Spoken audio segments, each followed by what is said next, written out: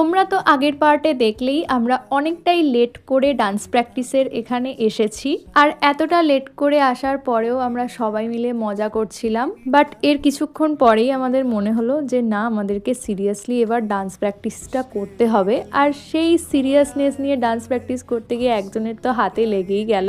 আর ডান্সের ক্ষেত্রে এইসব ছোটোখাটো অ্যাক্সিডেন্ট তো হতেই থাকে। তো যাই হোক, অনেকক্ষণ ডান্স প্র্যাকটিস করার পরে আমরা সবাই বসেছিলাম ডান্ডিয়া বানাতে। আর এখানে শ্রেয়া একটা বড় কাঠ দিয়েও ডান্ডিয়া বানাচ্ছিল। তো এই যে এটা হলো আমার ডান্ডিয়া, কেমন হয়েছে কমেন্টসে অবশ্যই জানিও।